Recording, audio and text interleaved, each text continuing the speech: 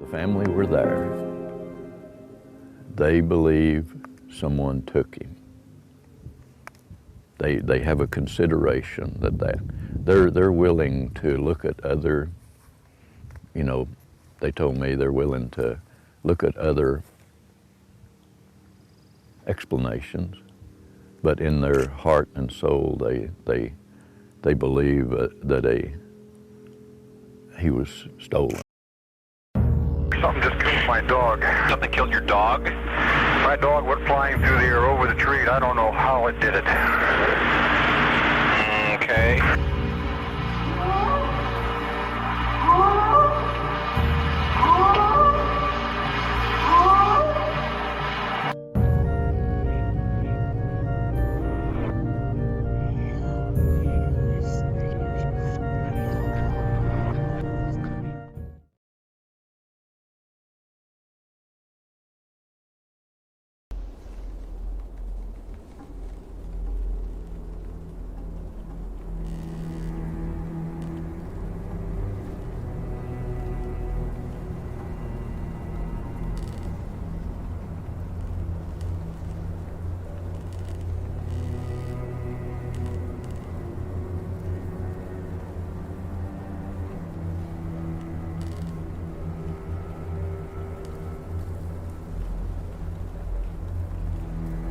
Deep in Bigfoot territory.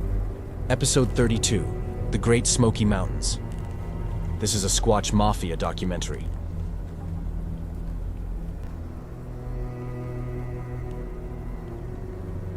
Welcome to Bigfoot territory. In today's episode, we are going to travel into the Great Smoky Mountains, one of America's biggest hotspots of the supernatural for more than a century. We will take a deep dive into the history of Bigfoot in the Smokies, explore the native tales of the area, and look into modern-day Bigfoot accounts from Tennessee and North Carolina. The Smokies are packed with all sorts of eerie legends and folklore, from ancient Cherokee mythology to modern-day stories of feral humans and cannibals living in the depths of the Smokies, to tales of UFOs and ghost lights hovering over the mountains. Some of the most notorious and best documented cases of disappeared persons in U.S. history took place in the Smokies, and the local stories about Bigfoot, as well as the native mythology surrounding hairy giants in the region, appear to be endless. The Great Smoky Mountains are located on the border of Tennessee and North Carolina, and form a part of the Southern Appalachian Mountains and the Blue Ridge Mountains. Part of the famous Appalachian Trail, which stretches from Georgia to Maine, runs through the Smoky Mountains. Large parts of the Smokies are very remote and only accessible on foot via various hiking trails. The Smokies are best known as the home of the Great Smoky Mountains National Park, which protects most of the range. The park was established in 1934 and is one of the most visited national parks in the United States. The Great Smoky Mountains stretch from the Pigeon River in the northeast to the Little Tennessee River in the southeast. The northwestern half of the range gives way to a series of elongated ridges known as the foothills. The range is home to an estimated 187,000 acres of old-growth forest, constituting the largest such stand east of the Mississippi River. The ecosystem of the Smokies is among the most diverse in North America, and the Southern Appalachian spruce fir forest that covers the upper elevations is the largest of its kind in the world. The Great Smoky Mountains are home to nearly 70 species of mammals, including black bear, elk, white-tailed deer, and bobcat. The Southern Appalachian spruce fir forest, also called the boreal or Canadian forest, is a relict of the Ice Ages, when mean annual temperatures in the Smokies were too cold to support a hardwood forest. Humans have likely been hunting in the Great Smoky Mountains for more than 14,000 years.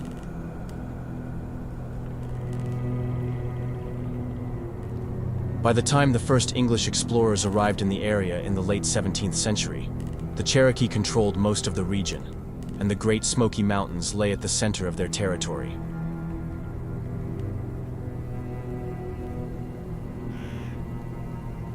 Most of the Cherokee settlements were located in the river valleys, on the outer fringes of the Smokies.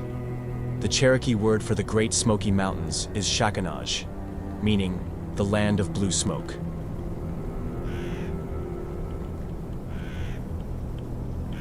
European explorers and settlers began arriving in western North Carolina and East Tennessee in the mid-18th century.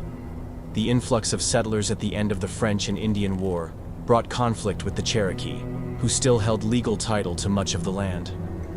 When the Cherokee aligned themselves with the British at the outbreak of the American Revolution in 1776, American forces launched an invasion of Cherokee territory.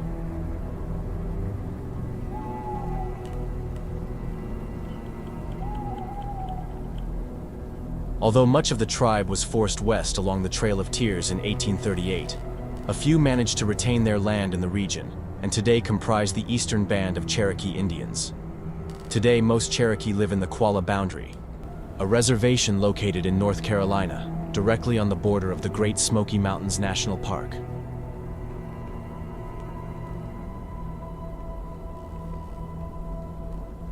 The mythology and oral history of the Cherokee is filled with eerie figures inhabiting the Great Smoky Mountains, like the Stone Man, or the sloping giant Sulkalu, or the witch Spearfinger. Sulkalu, the Cherokee Devil, literally translated as the sloping giant, is one of the best-known Cherokee legends, and was recorded by Europeans as early as 1823. The being is worshipped by the Cherokee as a hunting deity, with the title, the Great Lord of the Game, and is frequently invoked in hunting rites and rituals. Sulkalu shares several of the typical physical and behavioral traits with Sasquatch, as it is described as 8 to 10 feet tall, hair-covered, bipedal, and extremely strong and fast. Some of the Cherokee tribes believe that the creature is able to control and read minds. The eyes of the creature are said to glow red in the dark. He also has the ability to become invisible. Many stories in Cherokee mythology depict Sulkalu as vicious and dangerous, often stealing children or young women. One of the places the beings inhabit in Cherokee mythology is the top of Tennessee Bald Mountain in modern-day North Carolina.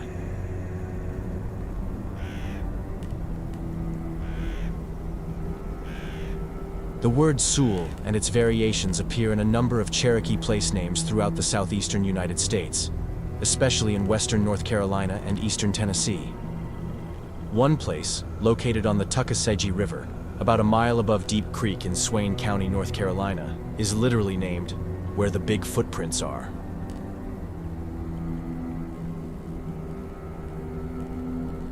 The most famous place connected to Sulkalu is Judaculla Rock, a massive boulder known for its ancient carvings and petroglyphs.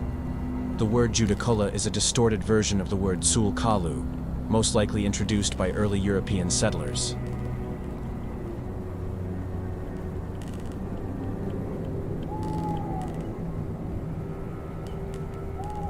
Judaculla Rock is located east of Caney Fork Creek, a major branch of the northwestward trending Tuckasegee River in the mountains of western North Carolina, on an old Cherokee trail. From a rock art perspective, the boulder is significant as it contains more petroglyphs than any other known rock east of the Mississippi River.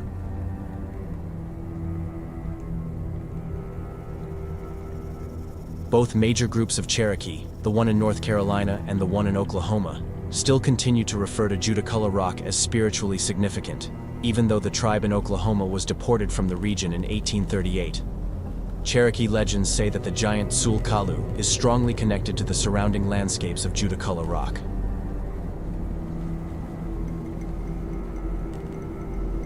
Another place that is often linked to Sulkalu or Judaculla is the Devil's Courthouse in North Carolina. The mountain is located at the western edge of the Pisgah National Forest, about 10 miles northwest of Brevard and 28 miles southwest of Asheville. In some stories of Cherokee lore, the giant beings dwell in caves inside the Devil's Courthouse. The European name Devil's Courthouse refers to stories in which the Cherokee used the formation as a platform for capital punishment and executions. Other beings from Cherokee mythology that strongly resemble the classic depiction of the Sasquatch are the so-called Stone Men. The Nununui, Cherokee for dressed in stone or stone coat, are described as human-like beings with skin as hard as stone, which no weapon can pierce. They are described as giants who devour humans, interact with spirits, and can control people's minds. They are also said to abduct people and sometimes even threaten entire villages.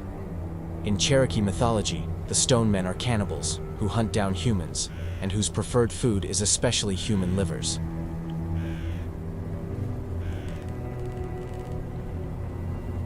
The first white explorers and pioneers arrived in the region around 1750. In the 1780s, several frontier outposts had been established along the outskirts of the Smokies. Permanent settlers began arriving in the area in the 1790s. In 1801, the first settlers moved into what is now the Greenbrier section of the park.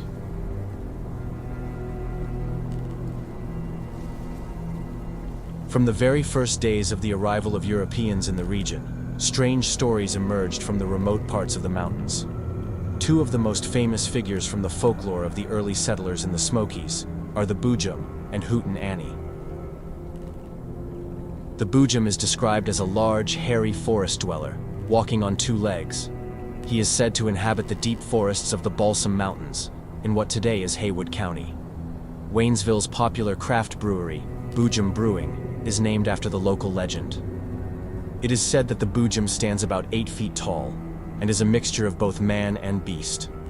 Thick, shaggy gray hair covers his body, and he has a strange, human-like face. He can sometimes be heard moaning deep in the woods near hiking trails. The Boojum's home is tucked somewhere in the Balsam Mountains, a range that adjoins the Blue Ridge Mountains in southwestern Haywood County. The Blue Ridge Mountains are also known for several caves and caverns. The Boojum is also said to stalk or watch wanderers in the mountains, especially young women or maidens, bathing in ponds or waterfalls in the forests. The first stories and sightings of the Boojum stem from the early 1820s. Another figure from the folklore of the Smokies, who is also documented around the same time, is Hooten Annie. She is often portrayed as the female counterpart to the Boojum, and it is said that she screams in the forest at night because she is searching for him. The screams and howls of Hooten Annie are described as something that sounds like a cross between a monkey and a hooting owl. So, the idea of wild people, or mysterious creatures, living deep in the forests of the Great Smoky Mountains, is deeply rooted in the culture and history of the region, and are a prelude to the modern Bigfoot sightings in the Smokies. Let's read a short excerpt from a newspaper article from the 1870s about a wave of Bigfoot encounters in southwest Tennessee in May of 1871. The article is entitled "The Tennessee Wild Man." In McNairy County, a strange and frightful being has been observed for several weeks. He is said to be 7 feet high and possessed of great muscular power. His eyes are unusually large and fiery red. His hair hangs in a tangled and matted mass of jet below his waist, and his beard reaches below his middle. His entire body is covered with hair, and his whole aspect is most frightful. He shuns the sight of men, but approaches with wild and horrid screams of delight every woman who is unaccompanied by a man. He sometimes, with great caution, approaches houses, and should he see a man, he runs away with astonishing swiftness, leaping the tallest fences with the ease of a deer, defying alike the pursuit of men and dogs. He has frightened several women by attempting to carry them off, as well as by his horrid aspect, and the whole country around Sabi is in consternation. The citizens are now scouring the woods, and are determined either to capture or drive off the monster.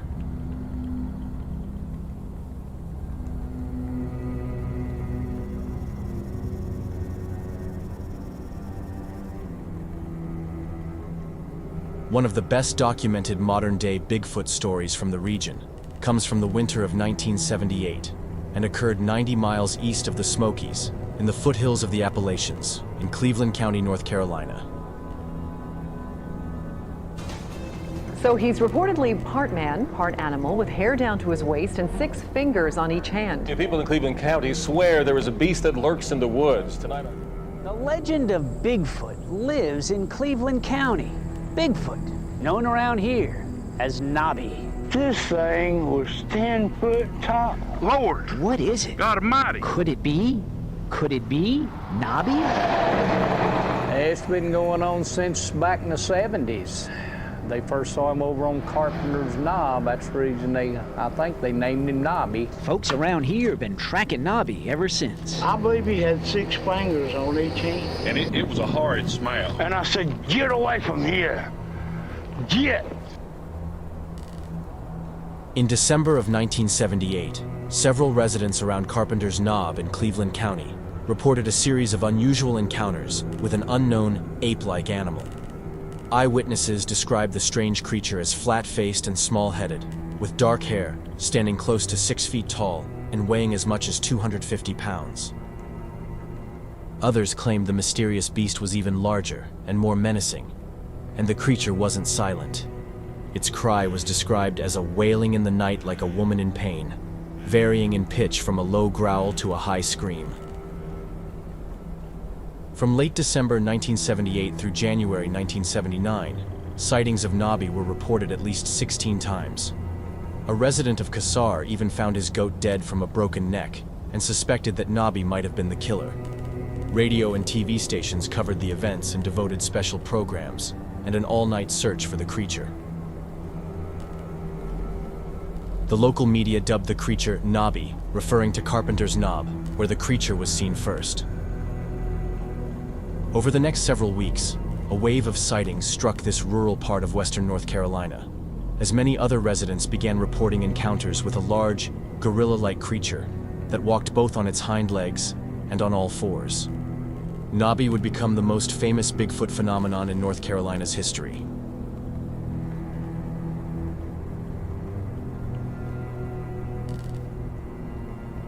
Another fascinating story from the Great Smoky Mountains are the so-called ghost lights. Reported for over 100 years, no scientific explanation has been offered for their origin.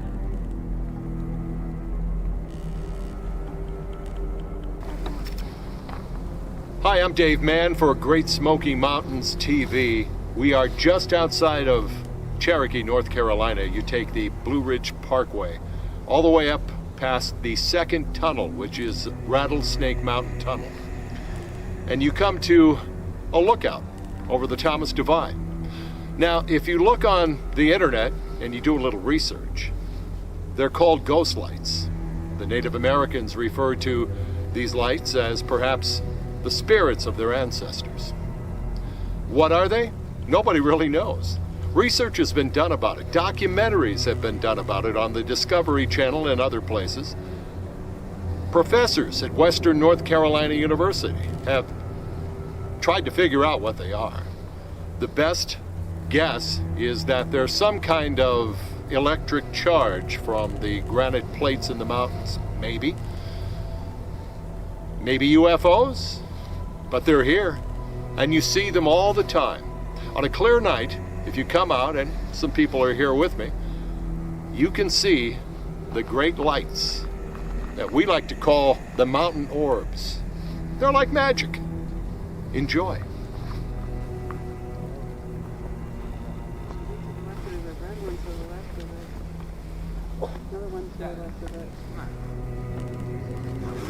Another one over there. There's like an orange one over to the left. Can you see that one? Turn on, turn on.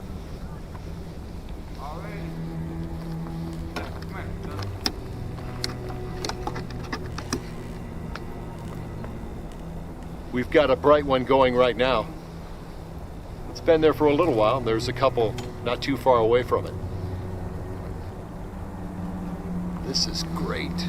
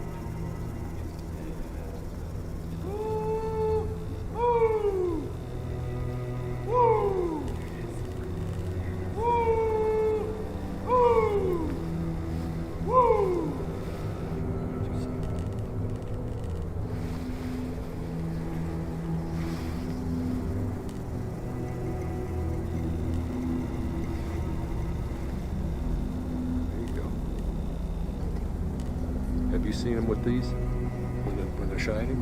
Huh? Okay, I mean, all right now. You see it? Just get that in your binoculars.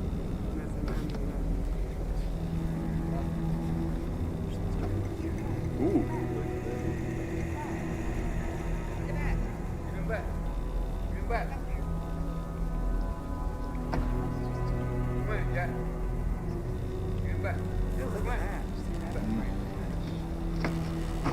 That one's moving. The ghost lights of the Smokies remain an unexplained mystery to this day. One tragic aspect of the Great Smoky Mountains that has gained widespread attention in recent years is also often linked to the legends of Bigfoot and Sasquatch in the Smokies.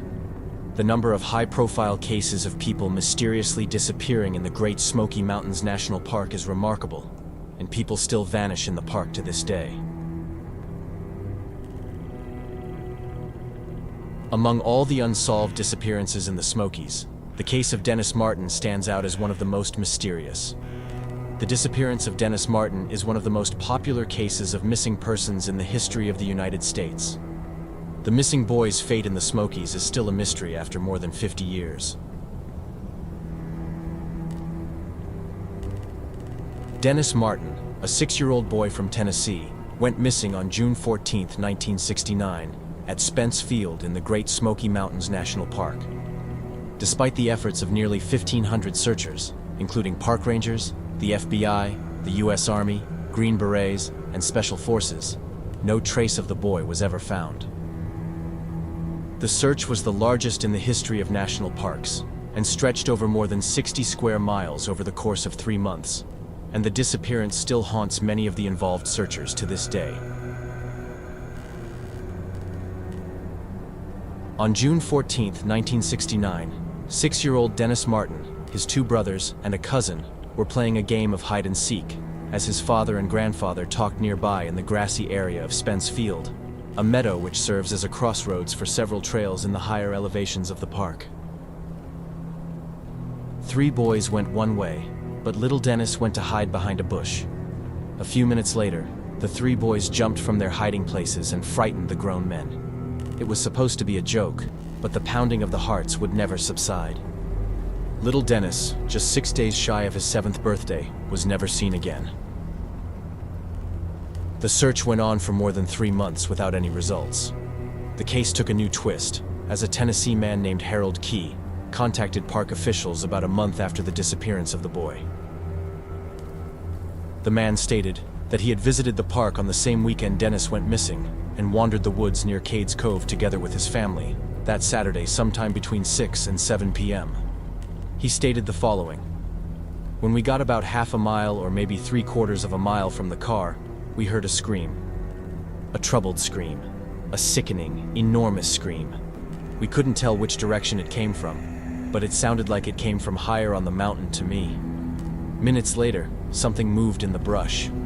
I looked across the creek and saw a man in the bushes. I couldn't tell much about him because he was definitely trying to keep from being seen. I thought maybe he was a moonshiner." Another article from 1969 quotes Harold Key with this remarkable comment: "As we heard the scream, we walked about 200 yards. And then my son said they could see a bear," Key said. "But it wasn't a bear. It was a man hiding in some bushes. He was definitely avoiding us." Park rangers ultimately concluded Key must have been at Sea Branch, a small stream that crosses the south leg of Cades Cove Loop Road, west of Rowan's Creek. That would have put him roughly 7 to 9 miles from Spence Field by trail. To cover that distance within 2 hours or less would have taken Olympic-level effort, especially for someone avoiding the trails. And that's without accounting for how a kidnapper or killer could have crept up on the missing boy in the open meadow on a sunny day.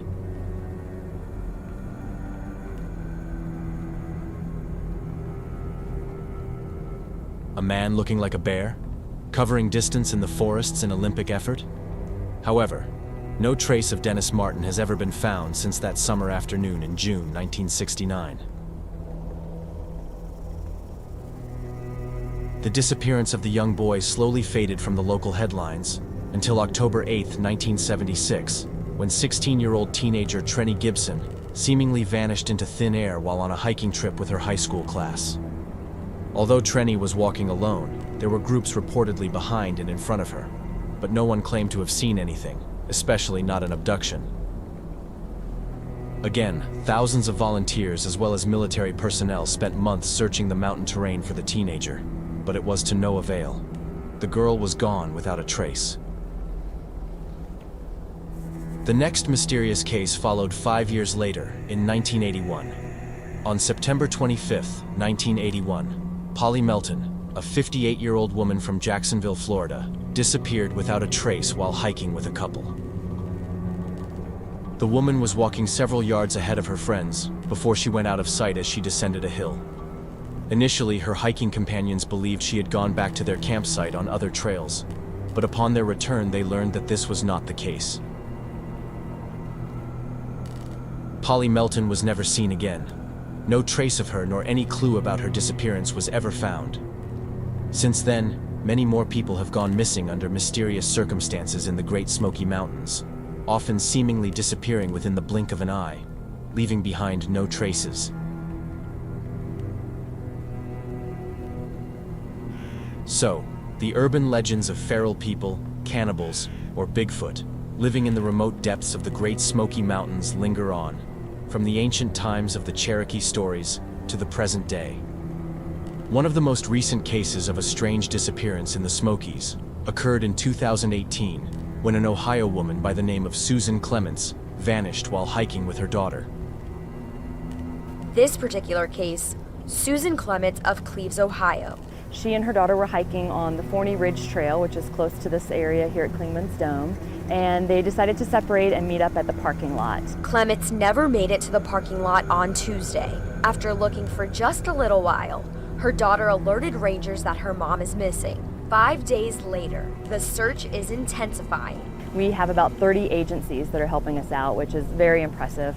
We're fortunate to have so many cooperators, including a lot of local search and rescue groups that are very well trained, as well as a number of other state and local agencies that have sent folks to help. The national park has shut down Klingman's Dome until further notice. Rescue crews have indefinitely transformed the area into command posts with hope to rescue Clements. If we can make any kind of find, it's very rewarding. In the Great Smoky Mountains, Amanda Ferguson, WVLT News. The remains of the woman were later found on a steep, heavily vegetated drainage. No signs of an animal attack were found. A park spokeswoman stated, "Any tracks, any scents that the dogs could have picked up were pretty much erased in those first couple of days because of off and on rain. You can't see the person standing next to you, it's that thick." A park ranger later added, "Several trails intersect in places not far from where Clements' body was found, but to veer off one of those and stumble nearly a mile down a steep drainage is not easily done and certainly doesn't seem logical." Sightings of Bigfoot and Sasquatch-like creatures in the Smokies still happen on a regular basis, with several reported encounters in 2024. 2 annual Bigfoot conferences are held in the region: the Smoky Mountain Bigfoot Festival in Townsend and the Smoky Mountain Bigfoot Conference in Gatlinburg.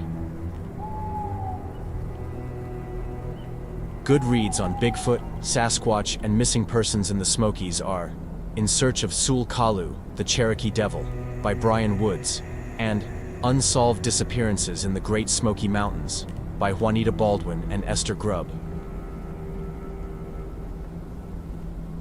So, the stories on Bigfoot in the Smokies are fascinating, and the area remains a hotbed of the paranormal to this day. What is your opinion on Bigfoot in the Smokies and the Great Smoky Mountains National Park? Have you witnessed something strange in the region? Let me know in the comments. Hit the like button if you have enjoyed this episode of Bigfoot Territory. Subscribe to the Squatch Mafia channel at YouTube for more videos on Bigfoot and Sasquatch. Check out Squatch Mafia at Patreon and TikTok for extra content. Thank you for watching.